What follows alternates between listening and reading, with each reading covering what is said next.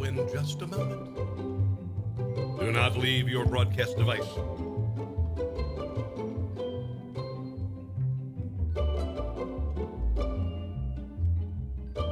Your computer, your phone, whatever. You know. It is Tuesday morning in the country. Hey.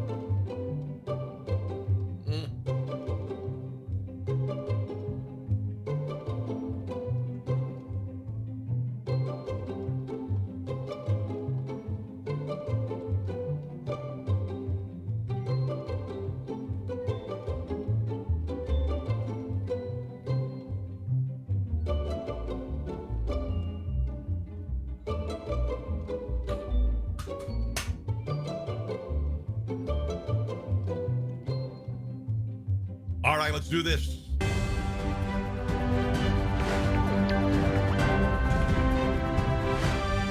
Hello and welcome to another edition of Rob Carson's What in the World? This is the live edition, not the edition that I do on Newsmax TV on the weekends. Newsmax is a huge, huge part of my life and one of the proudest accomplishments I've ever achieved.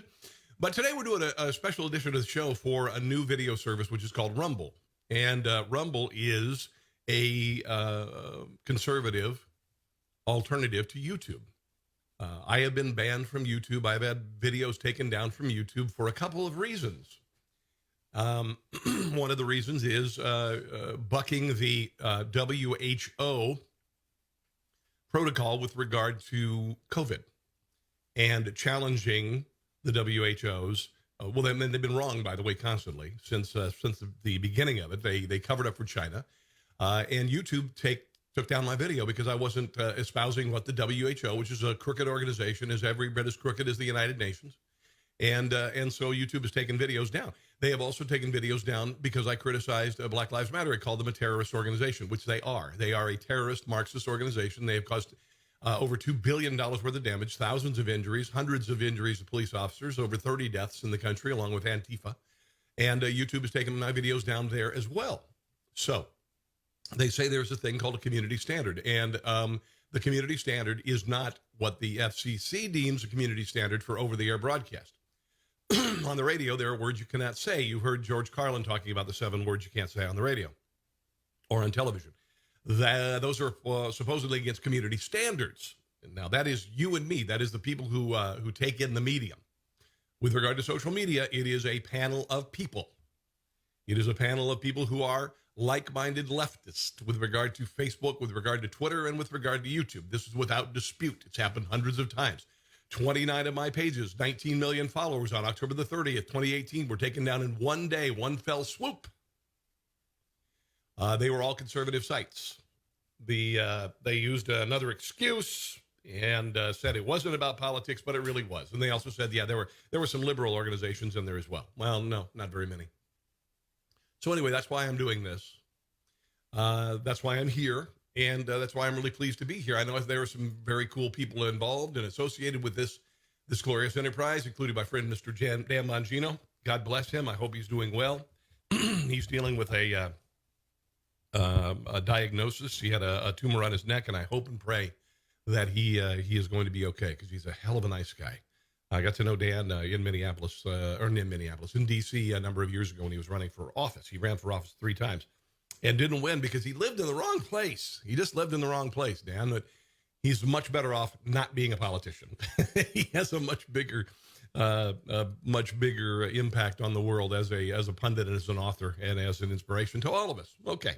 So let's get started here. Let's get started with the president and his taxes. The New York Times did a gigantic article on the president saying he only paid $750 in taxes in 2016. That's not true. I'm not going to get into the meat and potatoes of it, but Donald Trump has There's no crime in not paying taxes if you can legally get away with paying as little tax as possible. Okay, who wants to pay more tax? I mean, you hear these leftist capitalists. But the Oracle of Omaha, what's his name? He says, I will gladly pay more taxes. Well, just freaking write a check to the government. Just write a check to the government. And you hear Bill Gates, I want to pay more. Well, pay more taxes. Do it. Honestly, piss your wealth away for nothing, because that's what's going to happen. If you write a check to the government for $1 million, it will be absorbed into the Borg. It will be gone. It will be lost. It'll be wasted. And there is a lot of government money that is absolutely wasted. We have a bloated federal government that needs a dramatic cutting back, and we are deeply, deeply in debt. So the president, even if that were true, and it is not, I had read that he had paid at least $1 million in taxes in 2016, but of course, the New York Times is saying only $750. And even if he did only pay $750, I'd say, hey, all right, excellent. Now, why don't you guys go after NBC Universal? Why don't you go after GE? Why don't you go after these big companies that don't pay a damn dime in taxes? Is there something wrong with them not paying taxes? Apparently there is. But if you can legally do it, hell yeah, I'm going to write off everything I can. The president has written off losses. This is pretty interesting. The president from reality television and endorsements made like $427 million. Bravo. I mean, $500 million as a TV personality part-time. Oprah Winfrey made $1 billion full-time over 30 years or whatever, how long she was on television. And the president did it in 5 years or what, I don't know how long The Apprentice was on. But he made a hell of a lot of money doing endorsements, and it propped up some of his businesses, apparently. Here's the president talking about the tax thing at a little presser in the White House. You're paying a couple $100 a year in federal income taxes. It's fake news. It's totally fake news. Made up, fake. We went through the same stories. You could have asked me the same questions 4 years ago. I had to litigate this and talk about it. Totally fake news. No, actually, I paid tax. And you'll see that. He has hired hundreds of employees. He has paid property taxes. He has paid every kind of taxes, payroll taxes. He has been paying billions of dollars in taxes. And for New York City, and particularly Bill Damasio, today to say that the president's a giant scandal, and CNN to say it's the biggest scandal in 5 years. They chased the scandal for 3 years, saying it was Russian collusion. That was proved to be false, and now this is the biggest scandal ever. It's not. This president has been harassed by the IRS every single day. Gentleman I wrote for over 20 years, Rush Limbaugh, when he lived in New York, every single year he got audited by the IRS. Donald Trump has had the IRS on his ass for decades, and he'd never done anything wrong. There is no criminality here. There is just some sort of, I guess, shame in not paying the most taxes that you can. As soon as my tax returns, it's under audit. They've been under audit for a long time. The IRS does. You look at the federal government and what a joke it is, and you tell me that they deserve every penny that they can get for what they do. The Democrat Party has done nothing in the last 50 years in Washington, D.C., and certainly not in the last 4. Not treat me well. Not one dime if I don't have to pay it. Treat me like the Tea Party, like they treated the Tea Party. They don't treat me well. They treat me very badly. You have people in the IRS, they treat me very, very badly. But they're under audit. And when they're not, I would be proud to show it, but that's just fake news. The New York Times tried it, the same thing. They want to create a little bit of a story, they're doing anything they can. Not only that's the least of it. I mean, the stories that I read are so fake. They're so phony. And this is, of course, it happens on the eve of the debate when Joe Biden, presumably juiced on some sort of medication to alter his mind so he can be reasonably lucid in time for it. This should be interesting. I'm doing the show on Tuesday morning. If you see it a day or two later, you'll know. Should be interesting to watch tonight. Here is Donald Trump talking about the IRS scandal, or not the IRS scandal, but the true biggest scandal in the history of the country. And that is the distraction by the Democrat Party away from real Russian collusion involving Hunter Biden, Joe Biden, Hillary Clinton, the Clinton Foundation, and Russia. I said from the very beginning, You looked at Uranium One. Hillary Clinton, she presided over the Uranium One deal, allowing Russia to access 25% of the uranium in this country. Her foundation got $150 million from Russian oligarchs immediately following. After the election, her foundation folded. Where did the money go? Where did the money go when the foundation was around? Where are the audits on that foundation? What did they do? What did they build? Who did they save? Nobody. They made the Clintons very rich. I mentioned this yesterday, and I appeared on TV with Julio Rivera. And I said that Russia is the template for the Democrat Party, because in Russia, one of the surefire ways to become filthy rich is to become a powerful politician. Vladimir Putin has never built anything in his life. Vladimir Putin is apparently a billionaire. Okay? Hillary Clinton, Barack Obama, Joe Biden, they've never built or invented anything. They've been on the speaker circuit and they've authored books. That's what they've done. And the most powerful thing of all is they have been in control of a government that spends $4 trillion a year. They have directed money. They have directed money like Fortune 500 companies only dream of. They are in control of more money than pretty much all of the Fortune 500 companies. I'd have to look at numbers, but trillions of dollars in the hands of Democrats, Russians. Russia is the template. Russia is the template. We are becoming Russia. If we pursue this path, if we elect Joe Biden as the president, we become Russia. Hunter Biden never built anything. Hunter Biden didn't know a thing about oil and gas.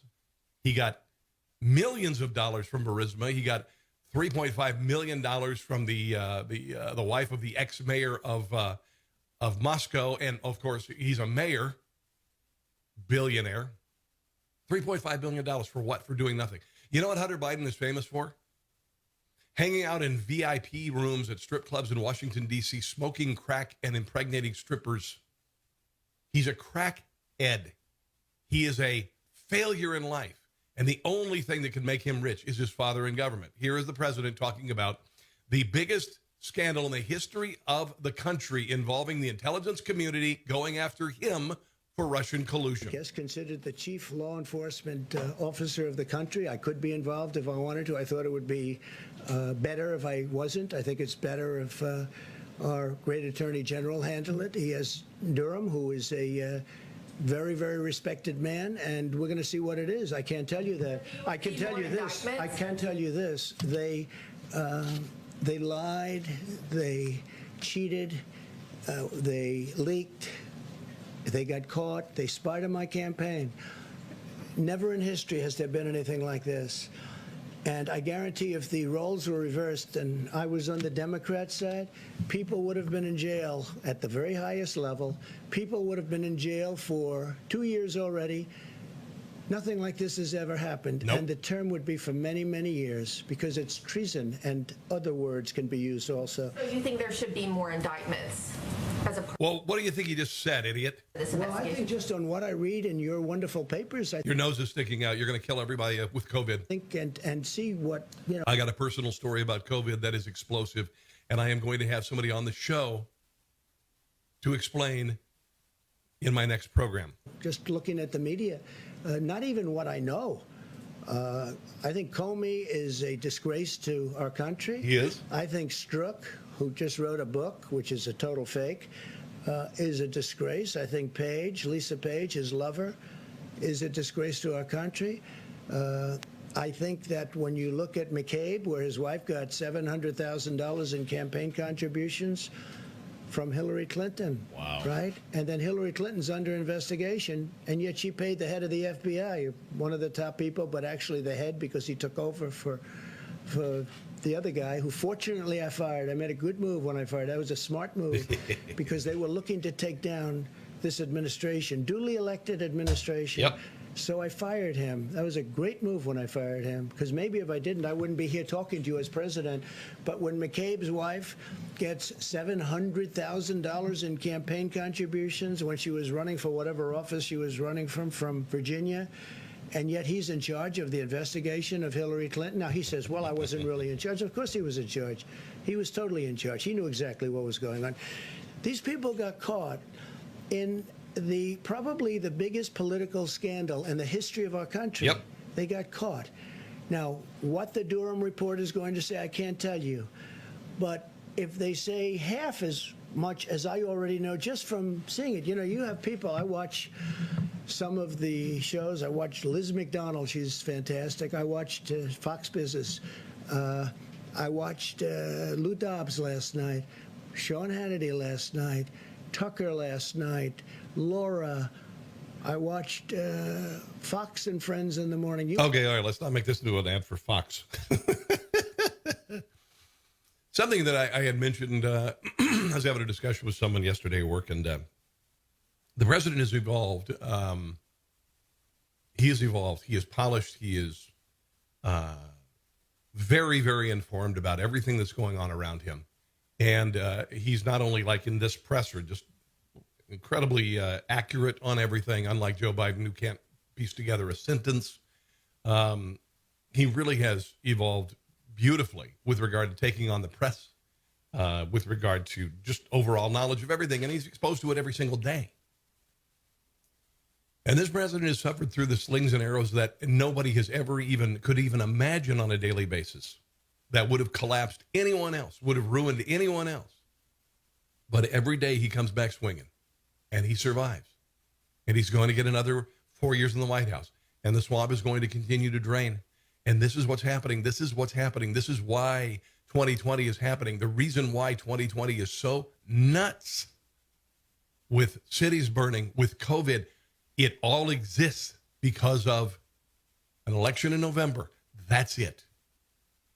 Nothing happened. A meteor didn't strike. We are not in the middle of a deadly pandemic that's killing everybody. We do not have the Black Death. And we certainly do not have a race war in the country. We do not have a race problem in the country. There are racists. The biggest problem is something that's not even being addressed, and that is the crisis in the African-American community in inner cities, but it's never going to be addressed as long as Democrats are in office. The president came up with a platinum plan. He is going to attempt to finally do something that Joe Biden hasn't been able to do in 47 years in Washington, D.C. What does he have to show? What does Joe Biden have to show for 47 years in Washington, D.C.? I wrote a meme yesterday. I said for 50 years, the Democrats have been promising prosperity for African Americans, and what makes this year any different? The Democrat Party uses the African American vote, the black vote, till election day. They get those votes. They get up the next morning. They leave some money on the dresser and leave. Figuratively, of course. Probably literally in some cases, too. Speaking of votes, Ilhan Omar, who is a despicable human being. Ilhan Omar, whose family came here from Somalia. She was part of the elite class there. Her family were most probably oligarchs who were going to be summarily executed for their criminality, most probably embezzlement using government funds, blah, blah, blah. And she comes to the United States in all of her arrogance, talks down the country, married her brother for immigration purposes, I guess. And she's awful. She's a radical. She's a anti-Semite. And apparently she is really big into the old voter fraud thing, because she's under investigation. The Minneapolis Police Department announced on Monday that they are looking into explosive allegations of voter fraud, following a video that was released by Project Veritas that involves a campaign worker for Democrat Representative Ilhan Omar. Watch this. This is just a little sample, and your blood will boil. James O'Keefe here in downtown Minneapolis at the scene of the crime. The person you're about to meet, Liban Mohammed, a.k.a. King Liban I, boasts about the hundreds of absentee ballots in his car. Numbers don't lie. Numbers don't lie. Wajida gaarigaygu waa buuxaa. Waxaas waa absent ballot salka yaala. Soo ma jeedid. Fiiri. Waxaas oo dhan soo ma jeedid. Waa buuxaa gaarigayga. Waa buuxa yaala. Waxaas kullu waa Jamaal Cusmaan way. Fiiri. Fiiri. 300 clear maanta soo dhacday oo Jamaal Cusmaan. Yeah. There was video. You could see the video. There was a video out and about that he has the ballots in his car. Right. And talking about the only way you can win is with money. I was looking at them and they were not filled. They were blank. Who is the one filling out the absentee ballots? People who work with like Ilhan Omar. Where do they pay the God, I want her to go to jail. money? The minute we sign the thing, the election, that's what you get paid. Money is everything. Money is the key in this world. If you ain't got money, you should not be here, period. Marka odayaasha waa loo codsadaa. Waana laga qaadaa. At the end of this street, Yes. there's 3 towers called Horn Towers. Okay. And it's all seniors, and they took every ballot. Every ballot. They just take Every them from single them. ballot. They knock on the door and say, your ballots come, give it to me, give it to me. They don't even pay them for it. They just take it. No. And the ones that didn't vote on ballots, the young people and the women and stuff, they were paying cash. They were getting bags of money the last 1 week here to drive people. So there's a vested interest, but we are victims of the system. They don't give a shit about any Somali. 2 in the morning, still hustling. Who is the one filling out the absentee ballots? People who work with like Ilhan Omar and other candidates who work for them. They came to us to our apartments. They tell us that this year you're going to vote for it. You don't go nowhere, you stay home, we will tell you fill out for your absentee ballot. When it comes, we'll come and get it. You just don't go nowhere, you stay here. They fill it for us. Wow. I love it. I love it. Ilhan Omar wants to Somaliize the country and is doing a really good job of it in Minneapolis. If you look at Minneapolis, the burned out neighborhoods. I used to live in Minneapolis, and so we've got the burnout, empty shells of buildings. Now we have the Banana Republic voting system. She is a crooked, awful, wretched human being. She's disgusting. She's disgusting. The 4 horses' asses of the apocalypse, she and the other 3 members, including AOC of Congress, are despicable human beings, and she ought to have her ass booted right the hell back to Somalia, as far as I'm concerned. But I'd rather see her go to jail. Awful, wretched, arrogant, condescending.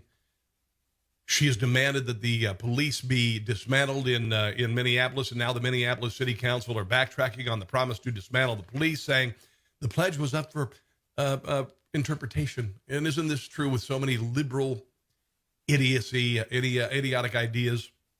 Members of the Minneapolis City Council backtracking. Some councilors now saying the pledge was up for interpretation. On June 7th, the council released a pledge to dismantle the Minneapolis Police Department, replace it with a new community support and outreach system following the death of George Floyd. However, the effort was stalled in early August when the city's charter commission voted to pause the amendment to dissolve and replace the police force and voted to take 90 more days to review it. Also, Minneapolis has descended into absolute hell because of this. Councilor Philippe Cunningham said the language in the pledge was up for interpretation and that even after the pledge was released, it was very clear that most of us had interpreted the language differently. Council member President Lisa Bender said, I think our pledge created confusion in the community and our wards. No, you were ready to dismantle the police. You were ready to create some sort of socialist utopia. Dismantle the police, say that the police are bad. Everybody's going to sing Kumbaya and everybody will be fine. But in Powderhorn Park, in the middle of Minneapolis, they've set up homeless encampments in neighborhoods where people are being sexually assaulted, where heroin needles are being left everywhere. And the people, the liberal dreamers of Minneapolis, are realizing that socialism always ends up in the country or the city or the state descending into hell. But they never give up, do they? They never freaking give up. Some activists still believe the pledge should seek to completely abolish the police department. Quote, what kind of violence are we going to experience over the next year when those decisions are remade on a political level? They have human consequences, Miski Noor, an organizer with Black Visions Collective, said. I think the initial announcement created a certain level of confusion from residents at a time when the city really needed that stability. This is according to Mayor Jacob Fry, who refused to support the pledge. I also think that the declaration itself meant a lot of different things to a lot of different people, and that included a healthy share of activists that were anticipating abolition. Bullshit. They wanted to get rid of the police department. They wanted to get rid of the police department because the left, when they are throwing a temper tantrum, they are very irrational. They're like children in a grocery store when mom says you can't have the candy bar and you throw yourself to the ground and throw a tantrum. That is why this is the candy aisle generation that we're dealing with. They created a candy aisle in the grocery store for people like this because when they were children, they would throw themselves onto the floor when mom didn't offer them a candy bar. So they created non-candy aisles at the checkout. So there's no candy there. All right. And so all these candy asses. Yeah. I know. They're nice, right? The connection there, the candy and the whole thing. Yeah. All these candy asses are now in charge. And they wanted to get rid of the police department, legitimately get rid of the police department, because they saw some socialist utopian vision that somehow crack dealers and people who would loot and people who would murder would suddenly lay down their weapons because the police aren't around. And then they found out that no, they just loot and murder even more. Yeah.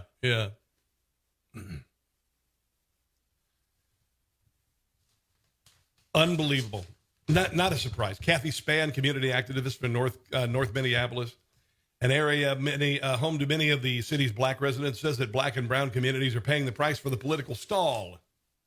She's in favor of adding more police officers in the streets. Quote, and this is a black person, and police are bad, right? Police bad, black people, police bad. They didn't engage black and brown people, and something about that does not sit right with me. Something about saying to the community, we need to take charge, make change together, but instead you leave this community and me unsafe. This is because of white liberals in the suburbs wanting to step in and be offended and wanting to infantilize the black population. I've been saying this since I lived in Minneapolis. When I was in Minneapolis on the morning radio, I would have people call very offended that I said something about a specific group, and I didn't do an offensive show. But they call me, I am very offended that you would say that about whatever. And I would say, are you a member of that group? Well, no, I'm not, but I know somebody who is.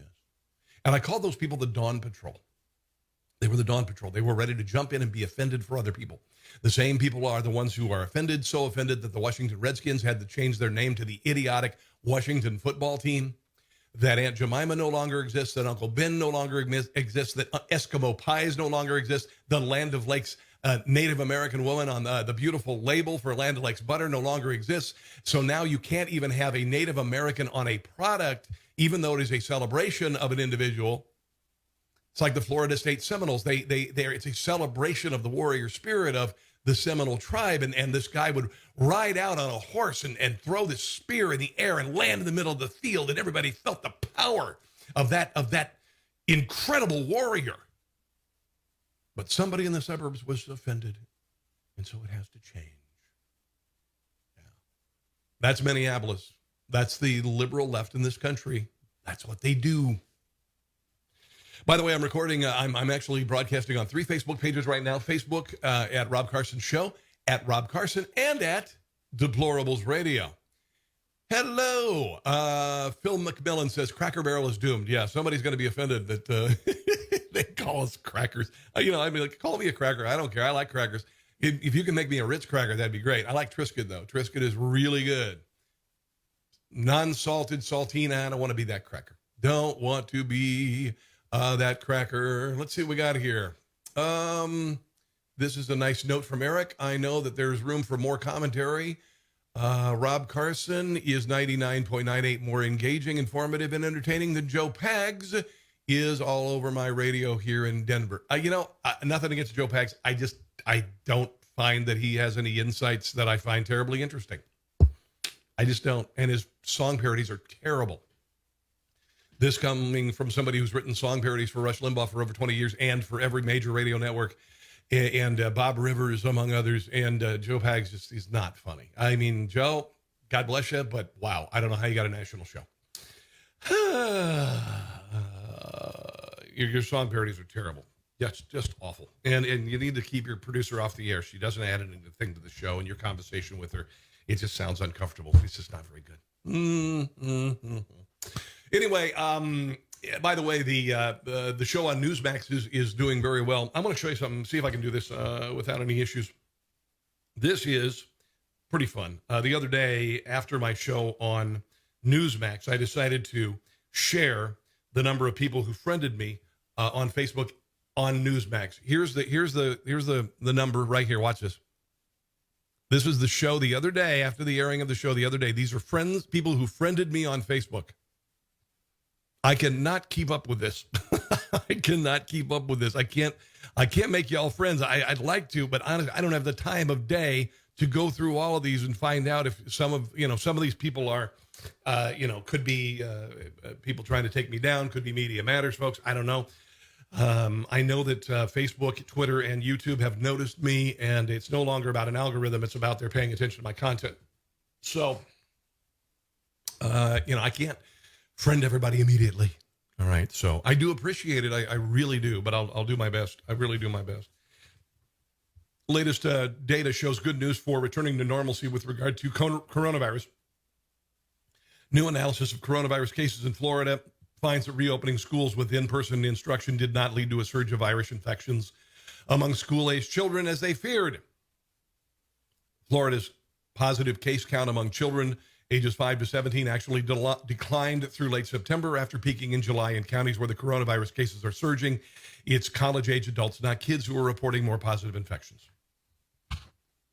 The infection rate nationally of children in school is 0.22%. 0.22%. The death rate among people 0 to 19 years old is 0.997. Okay, 0.997. For adults in school, for the teachers in school, the test positive rate is 0.5%. 0.5%. Well, you should know. Now, here's my story, and I hope to get this man on the air possibly tonight when I get off work. His name is Keith. He works with my wife, and last night they were watching a group of people watching the football game. I'm not watching pro football this year because of the BS with regard to Black Lives Matter. So they were sitting there. Keith, excuse me. Pardon me. Keith's father just died. Keith's father was in a nursing community.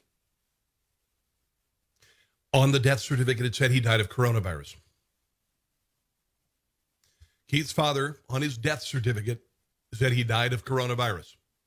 Keith said he was never tested for coronavirus.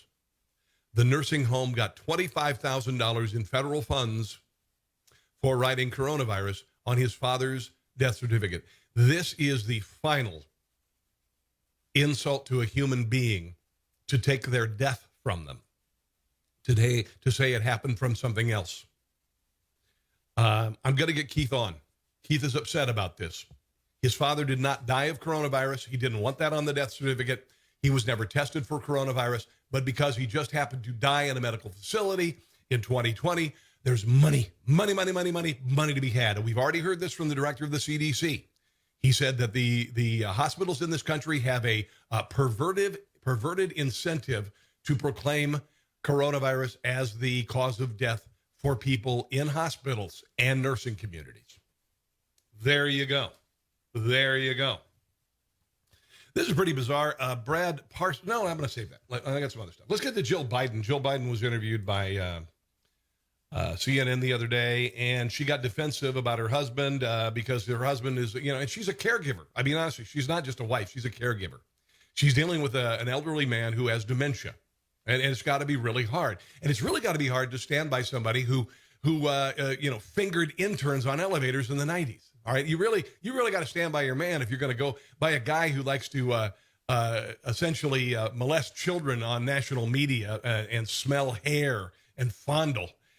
So all of this stuff, here's a little bit with her. And by the way, she's a good 10 feet away from Jake Tapper. The absurdity of this is just beyond belief. Oh my gosh, yes, he's ready. You know, one of the things I'm excited for is when the American people see Joe Biden up there on that stage. They're going to see what a president looks like. Joe Biden has been in Washington, D.C. for 47 effing years. He's run for president 3 times. The last time he ran, he was ran out because he plagiarized. Someone who is, like I'm saying, calm, steady, strong, distracted, demented, resilient.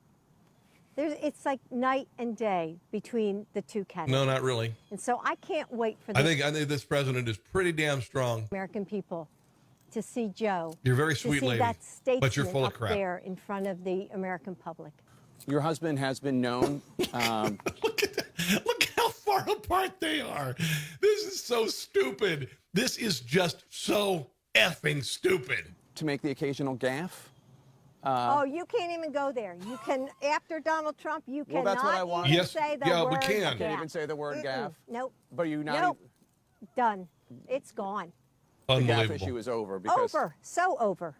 What do you think about the fact that President Trump is hemming and hawing when it comes to the issue of an orderly transition of power should he lose on November 3rd? Well, we'll have to, I mean, I'm hoping that it is, Joe intends on an orderly transition of power. Right now, Donald Trump is supposed, this is Donald Trump's America. This is the chaos and, just. He hasn't created the chaos. Donald Trump hasn't created the chaos. This is the chaos created by the left. For them to, and by the way, Jill Biden, you're a very sweet lady, but the Democrat Party already knows that your husband is lost. Okay? He is not on the campaign trail. He generally turns in at 9 o'clock in the morning to avoid appearances. When he does appear, he gaffes, he bumbles, he stumbles. I showed you the president earlier. Really, is there any comparison between this president and his crystal clear discussion of the issues that we saw early with regard to being attacked by the New York Times with his taxes? And by the way, the New York Times should not have had his taxes. That is a crime. Whoever leaked that to the New York Times needs to be discovered. And if the New York Times were remotely curious, they would go after that scandal, but they're not. They're not. Mark Levin last night, this is another scandal, The Atlantic, saying that Donald Trump called soldiers losers, soldiers in cemeteries abroad, called them losers.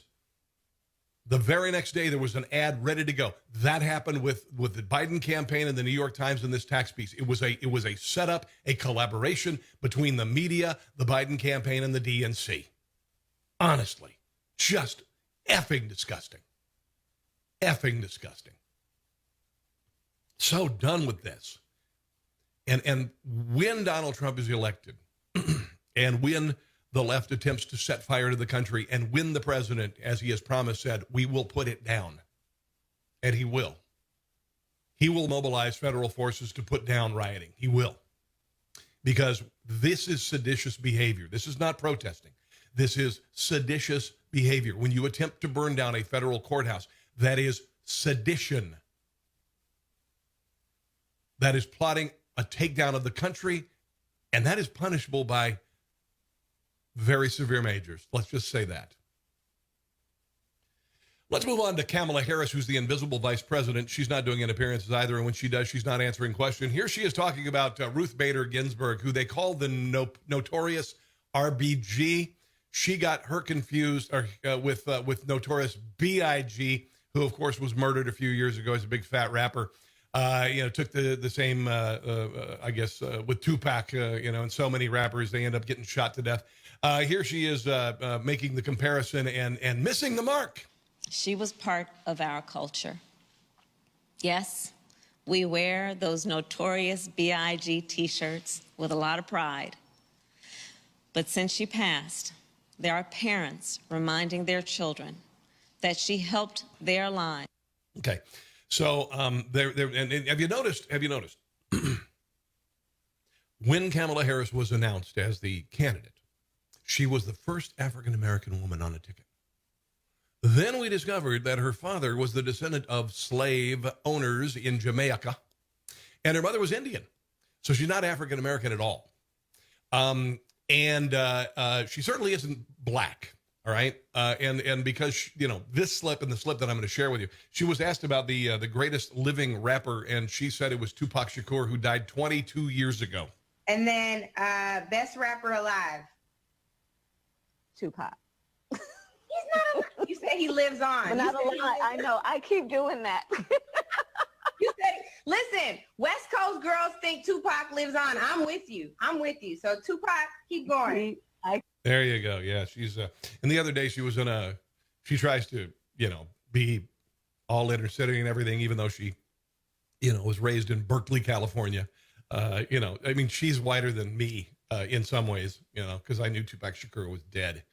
And I knew that Notorious B.I.G. was dead. I couldn't name a song by either one of them because I really didn't care for either one of them. But anyway, yeah, she tries to get all down with it, and like the other day she called this guy brother. I was like, oh God, this is great. That's great, Doesn't mention her Indian heritage at all. Her mother is, an Indian, and it should be a glorious moment for Indian Americans. It really should, because Indian Americans make more than white people. Yeah. Indians and Asians kick white people's ass with regard to earnings, and Indian people, they kick butt.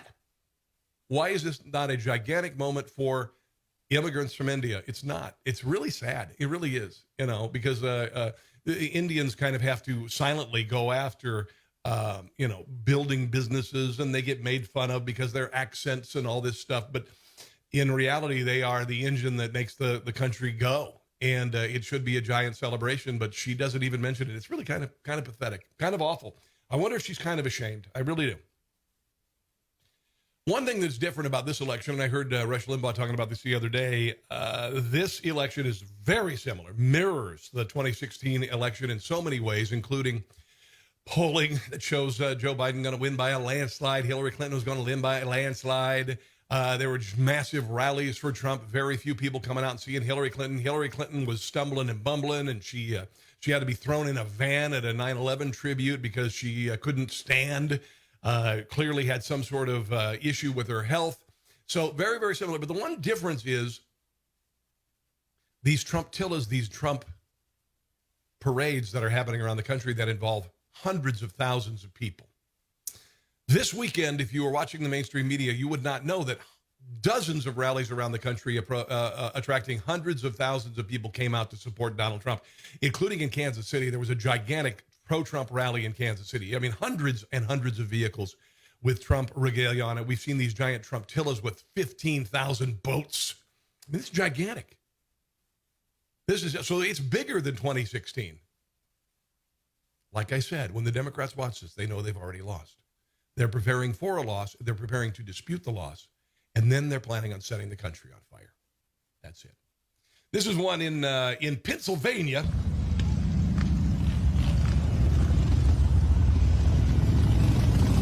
These were happening from Pennsylvania to Alaska, by the way. St. Charles, Illinois, Anchorage, Alaska, Kansas City, Missouri. This is in Huntington, Pennsylvania. Hundreds and hundreds and hundreds of people showing their support. This is massive. This is something we've never seen before. It's gigantic. Let's move ahead. Yeah, look at that. Okay, this video is about 8 minutes long. 8 minutes long. The other day we saw a video of Jill Biden in Scranton, Pennsylvania, and there was a Biden, literally there was a Biden parade, and it was 4 cars. This is in Rodeo Drive in L.A., okay? This is Rodeo Drive, the bastion of liberalism that is, California is waking up to a terrible mayor and a terrible governor in Gavin Newsom. The state is on fire because of poor forest management and arson. Here is the rally in Rodeo Drive.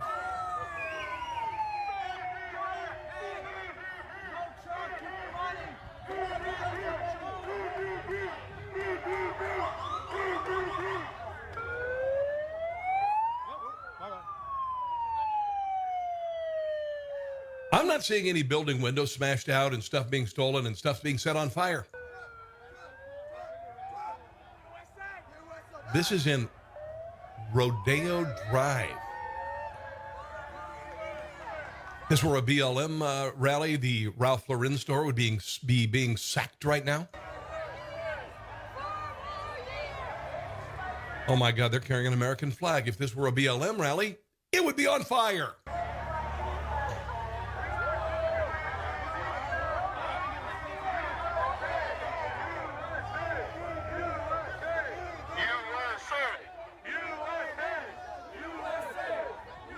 They aren't setting fire to the vehicles there, and they aren't smashing out windows. This is odd.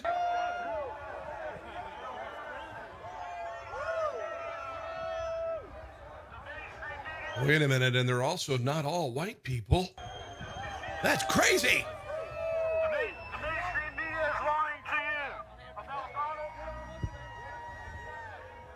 Love the yellow. Stop it. That is just fantastic. There's a Gadsden flag. Oh my God, there's a Israeli flag. That means they're pro-Israel. That's crazy. You certainly wouldn't see that. That would be on fire at a BLM rally. Big time. Democrat, black sex, child exploitation. Yeah, pretty much. Wow.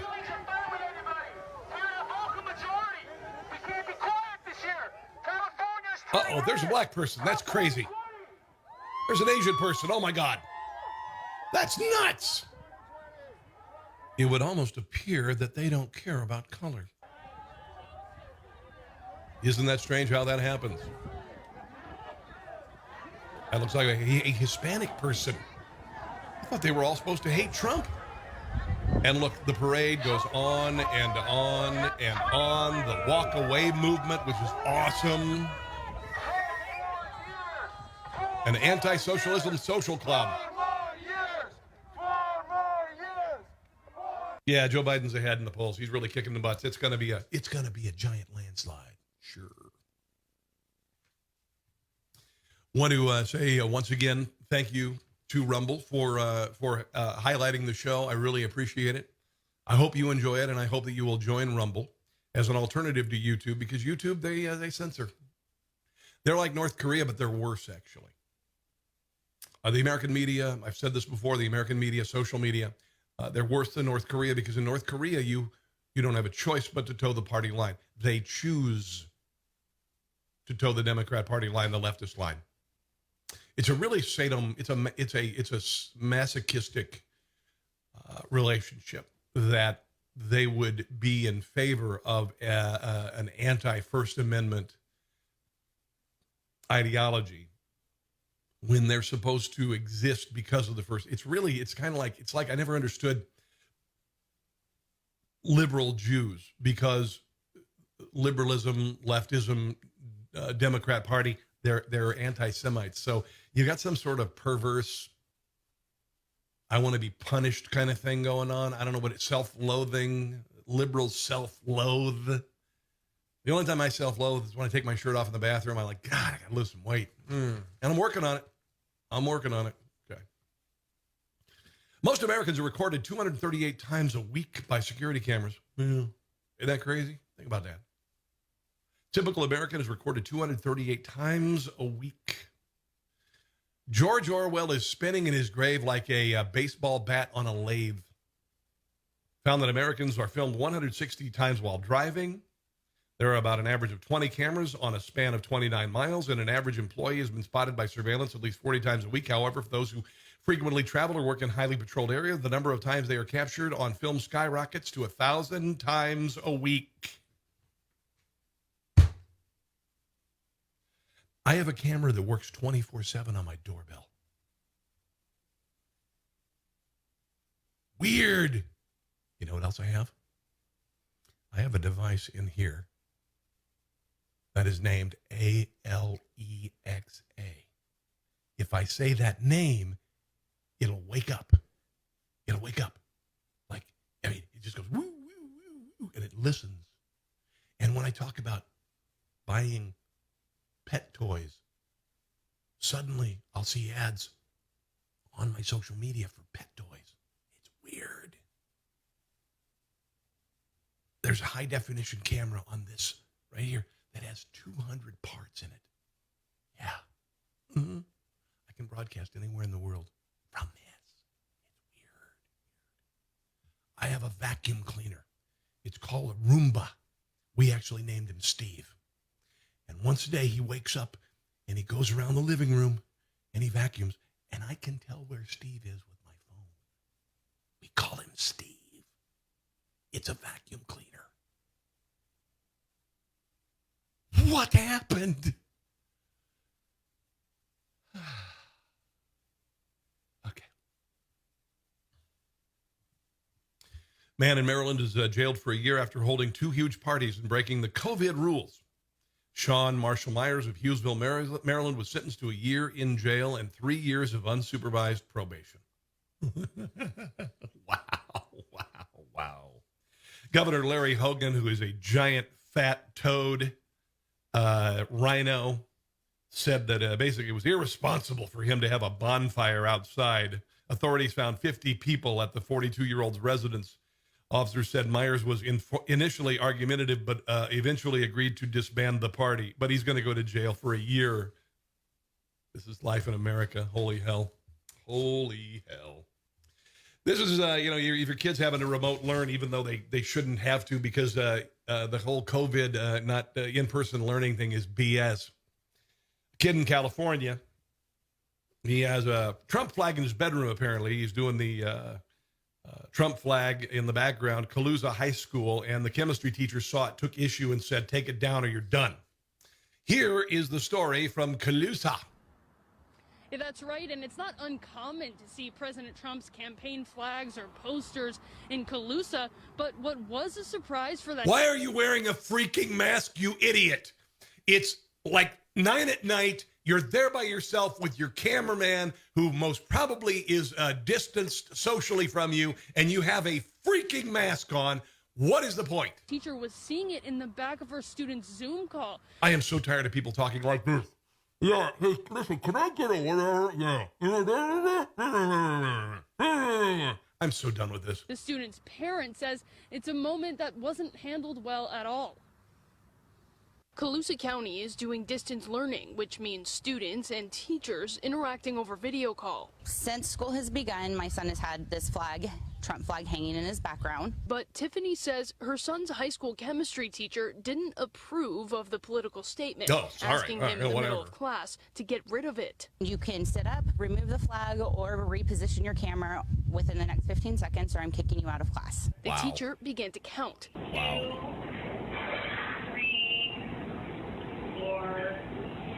I will be kicking you out of class. She didn't make it to 10 before Tiffany's son waved goodbye and exited the virtual classroom. Goodbye. She doesn't blame the teacher for the uncomfortable moment that's made its way to social media. She is a new teacher, and it's a mistake. There hasn't really been any... She just graduated from a university, so most probably she's a leftist who's been brainwashed. Guidance given to her as a teacher from the school. Tiffany and her son blame the school board, who they addressed Monday evening. They asked that the board clarify the code of conduct for virtual learning. And he just flat out told me no. We've just not been given any guidance. The Calusa County Code of Conduct includes a dress code that bans clothes with alcohol or drug symbols, sexual messages, profanity, or clothing that degrades any race. But nowhere in the 38-page document does it mention politics, 38-page document, elections, or campaigning. We don't even know if we're supposed to be following the on-campus handbook or if there's a new campus or a new handbook that's addressing the distance learning issues. And the student tells us that he's now uncomfortable going back to that teacher's classroom after what happened. And we did reach out to the superintendent as well as the principal. And yeah, take your mask off. You're an idiot. Dear Lord, what the hell? This is a serious piece, and I bring it up because, and I saw this and I thought it was powerful. I have a friend who had an abortion when she was very young, and she was very liberal in the 90s. I remember I worked with her on the air, and she's very, very liberal. And she had an awakening, and she realized, and I'm sure she had a lot of pressure on her to get an abortion. I don't know what happened. It was, obviously an unplanned pregnancy. And she carries a guilt with her that is overwhelming.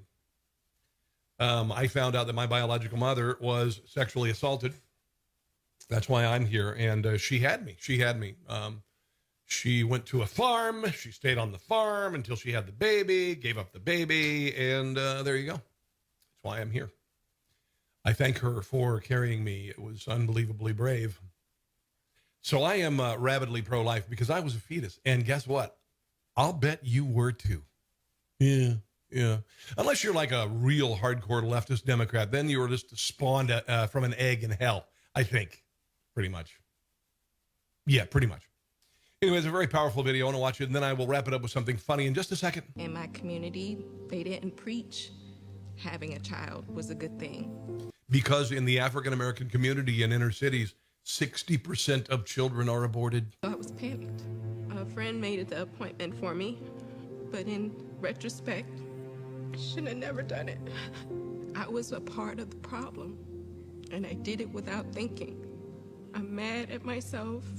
I'm mad at the people that told me that the most important thing was an education. I'm trying to have a child now, and I can't. You can't have a kid now. I can't. It's all I can think about all day. Don't do what I did. I know it's hard to raise a child on your own. I know it's hard because the man is not there or whatever.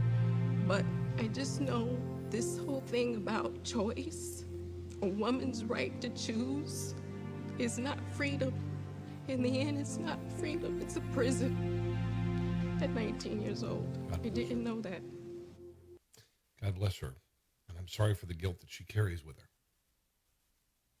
There's a good deal of pressure, particularly in the African-American community, to abort babies, especially when the father isn't involved. And about 70 to 80% of the time, the father is not involved.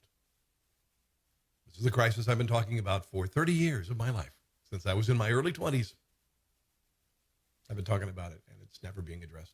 It's not. Black Lives Matter gathers millions and billions of dollars, and they do nothing to make things better, and nothing is made better. I hope that the president's plan for the inner cities in this country, the platinum plan that he calls it, I hope it does something. Money isn't going to solve it. There's a cultural shift that has to happen, and I think it's beginning to happen because people are tired of Democrat BS. BS! There's a really funny video about political correctness. I've seen this guy before. I want to share it with you. He's really funny, sometimes a little long-winded, but this is really funny. I want to share a little bit of it with you. Hi! Because the world's a circus right now, what it takes to be politically correct has changed significantly. And if you're not up to date on the changes, it's only a matter of time before you slip up and get canceled, which you would definitely deserve. But because you don't want that, let me give you the updated political correctness rules so you can stay in good standing with the PC police. Yes, necessary. Political correctness used to involve respecting your fellow human beings and treating them with dignity. But now political correctness requires you to see them as disease-carrying monsters who aren't safe to be around. Thinking it's unhealthy to have a health condition called obesity is now politically incorrect. Now it's politically correct to support rioting. Instead of having nuanced thinking that distinguishes rioting and violence from protests and peace, just mindlessly support rioting. To be politically correct, you need to be dumb enough not to question the severe lockdown response to combat a disease that carries a 99.96% survival rate. Brilliant. Because questioning it means you're insensitive to the people who have died from the sickness. Yes. Believing a new vaccine is dangerous until proven safe is politically incorrect. To be PC, you need to believe it's safe until proven dangerous. Thinking for yourself is now extremely politically incorrect. To be PC, you need to think what the mainstream narrative tells you to think. Otherwise, you're being insensitive and putting everyone's lives at risk. Yes. To be politically correct, you need to pretend Bill Gates is a doctor and trust him. Questioning his financial gain in vaccine investments and his agenda to vaccinate everyone doesn't make you an open-minded, curious person. The best way to make a point is with humor. I've been doing this for years. This guy is great. It makes you a dangerous, politically incorrect conspiracy theorist. It's also politically incorrect to remember that Bruce Jenner won the Olympics in 1976. Being photographed without wearing your mask is a sin towards political correctness. Yeah. Instead, put on your PC virtue signaler anytime you're being photographed. Besides, it means you're brave, because you're too scared to be pictured without it. You need to think defunding the police is a great idea. Otherwise, you're a politically incorrect racist. As you know, we have a serious problem with police violence towards the black community. So it's politically correct to assume that taking I want that shirt. Funding I know, but I just want it. Away from the police so they have less training and less pay, and therefore will attract worse candidates with even less training is a great way to make our community safer. It used to be that listening to and respecting someone who has a different point of view than you was a politically correct thing to do. Now it's completely unacceptable behavior. Yeah. The new standard is to savagely attack every fiber of their being in hopes of ruining their life. Oh, yes. Anger, childish insults, screaming, and a complete unwillingness to understand them are all fantastic. Science is now politically incorrect. Because science can detect differences between different things using objective measurements and observations, those who feel inherently insecure about who and what they are can get angry. So PC culture has it, you need to use your imagination instead of using science. It's now politically correct to be in a constant state of fear. Having fun, being playful, and being brave all go against the PC culture, because now, if you're not feeling afraid, you're not respecting the severity of the situation. That's it for the updated rules. Now you don't have to worry about using your own thinking or free will to navigate your life. It's just smart. It's just a smart, funny bit of comedy.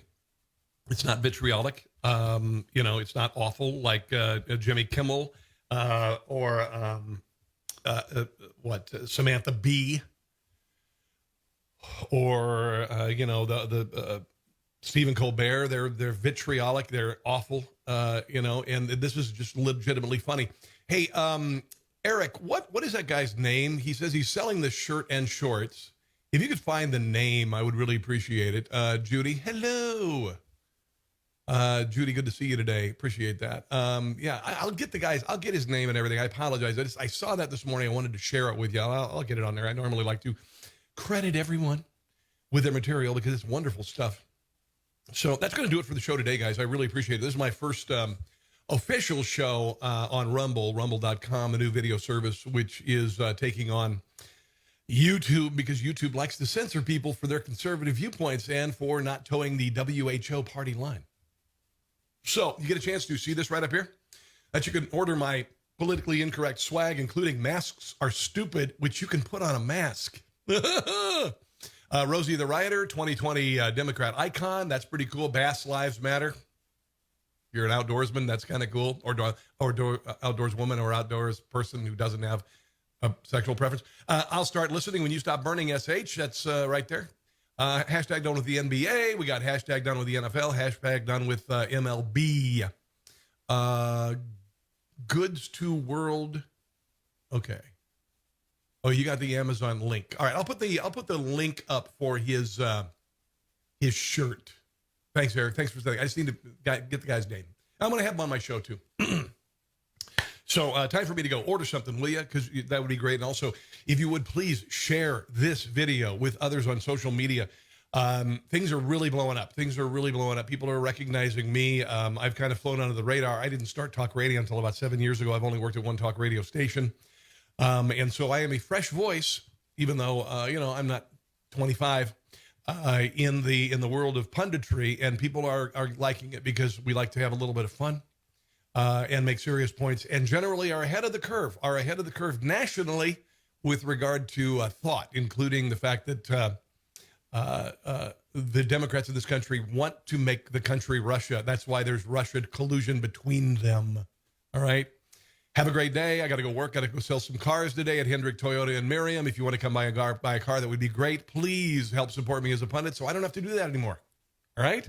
And watch me on Newsmax. I run twice every weekend on Newsmax TV on Saturday and Sunday. Check out newsmaxtv.com for all of the details about that. Have a glorious day. God bless you. God bless President Trump and America. All right? And I'll see you soon. Bye.